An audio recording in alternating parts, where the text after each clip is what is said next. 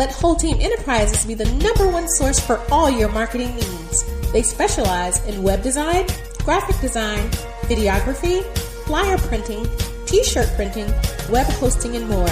For your business or next event, be sure to reach out to Whole Team Enterprises at www.wholeteam.com. Be sure to get your car serviced by the professionals at ICN Services, located in the Buckhead area of Atlanta. They are a full-service automobile concierge service who are an on-site automobile detailing provider with the advantages of their come-to-you service. Your car can get their needs taken care of while you continue your day. They will take your vehicle to appointments, inspections, repairs, returns, and more. Find them online at www.itscleannow.com or reach them at 404-934-0675. Go see my guys at Platinum Auto Accessories in Lithonia, Georgia. They can get your car audio needs tight. In addition to the audio enhancements, they specialize in visual enhancements for your car as well. Lighting, rims, alarm systems, remote starts, and more. Visit Kevin and James with some of the best deals in the Atlanta metro area.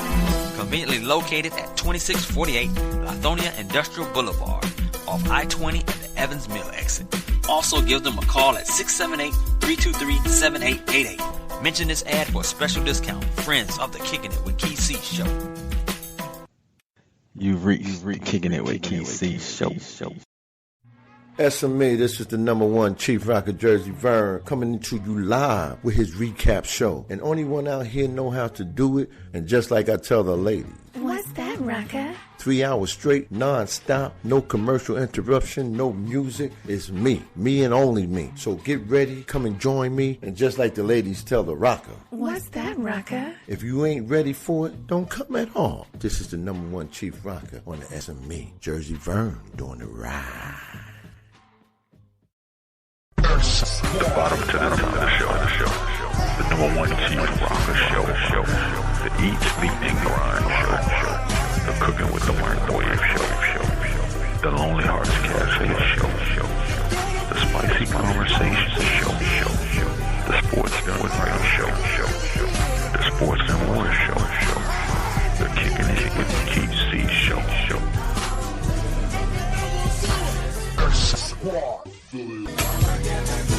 Stewart Media and Entertainment Network.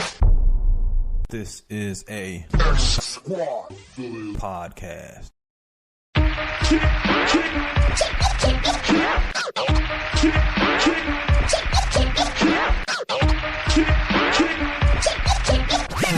Kickin' It with Kiy show. Yes. We are back. We are back from our break. And I would like to thank everyone for joining in to the chat room. Shout out to the people who I've missed here. I got my man Melvin who joined in with us. I got my man, of course I said Vince Wright is up in here. Easy. And everybody else who's listening and ain't joined in. Like I say, you can press the chat bubbles and join us here on Spreaker's app or on Kickin' It with Kiy show page, which is keyc.com, or either X Squad affiliates page. All of those ways are avenues to get to me. And you might have my mobile app as well, the Kickin' It with Kiy mobile app, found on all platforms. But anyway, we were jumping right in with Kai, and right when we went to commercial break, I said we were going to speak about where she's from. Now, y'all heard the last show. I spoke about fun, back in the day fun. So let me set you up with this, Kai. Back in the day fun, what I was talking about was where I'm from Virginia. And I spoke about the skating rink being the #1 place back in the day when we was a teenager. You know, when you're 12, 13 years old. You ain't really too young for the club, but the skating rink was a spot. That's where you can show off your threads, meet girls or boys or whatever, you know what I'm saying? That was the spot, and that's the place where you hear the new music at. Now, were you first off, were you big at doing the skate rink back then in New York? No, I mean, maybe some places in New York had the skating ring as the spot, but in Queens, or at least where I'm from in Queens, we didn't do any skating rinks. Like, that wasn't, I don't even know where a skating rink is from where I grew up in St. Albans, which is like maybe 5 blocks from Hollis.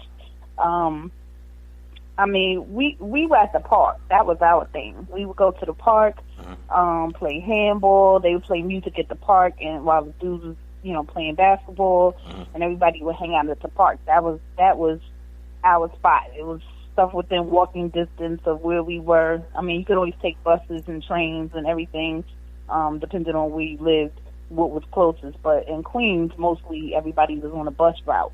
Right. So, it was quick to get wherever you wanted to go. But for the most part, we hung at the park, and that was our main stomping ground. Now, I spoke about... or in the mall. Oh, the mall. In the mall, of course, yeah. Okay. The mall and the park, that was our, 2 things. I can't even really think of anything other than the movies, though, like, we didn't really... all our activities consisted of, like, some outdoor things. You know what I mean? Right. Playing handball.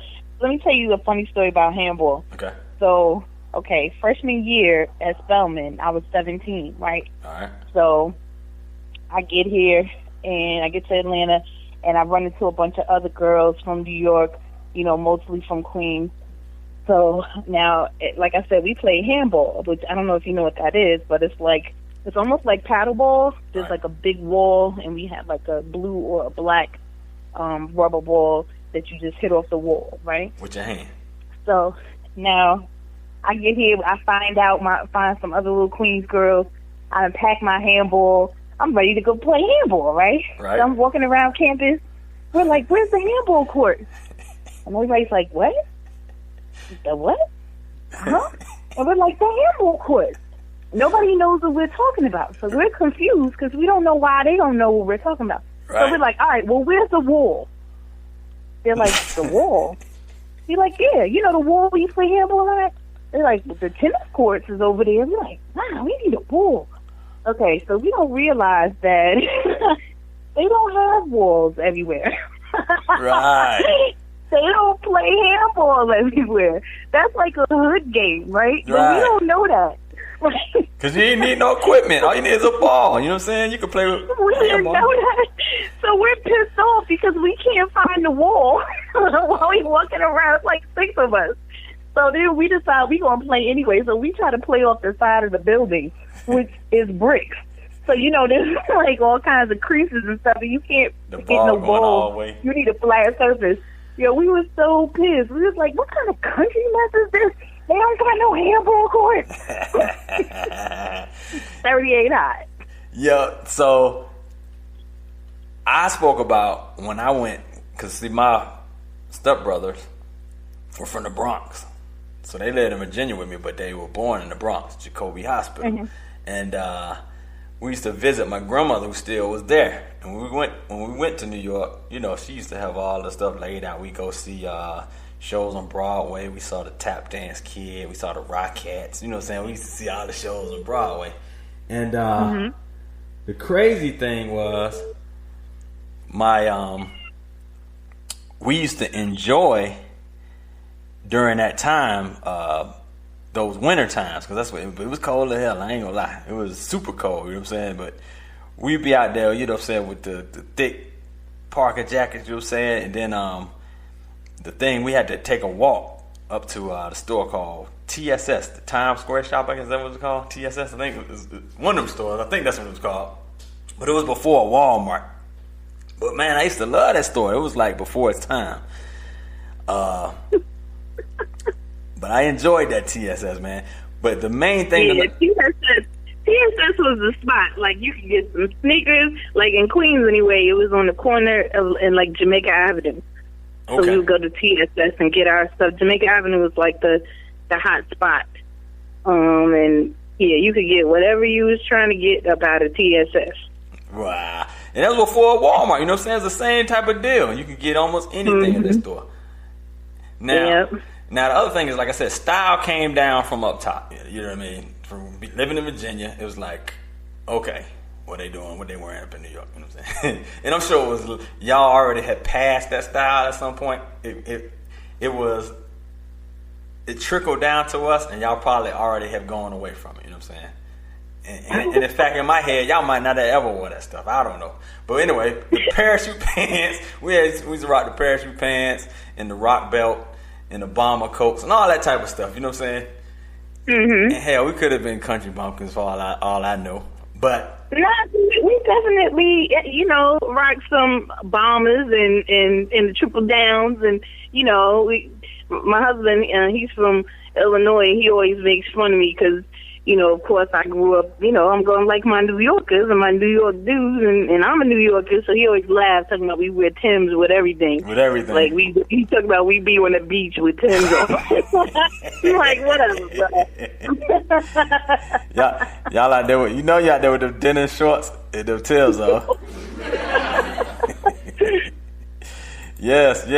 All right, so anyway, the music. I used to go up there. And during that time period, I swear I couldn't bring enough tapes. I used to bring a whole pack of cassette tapes. Like, okay, damn, the music is nonstop. I'm listening to WBLS.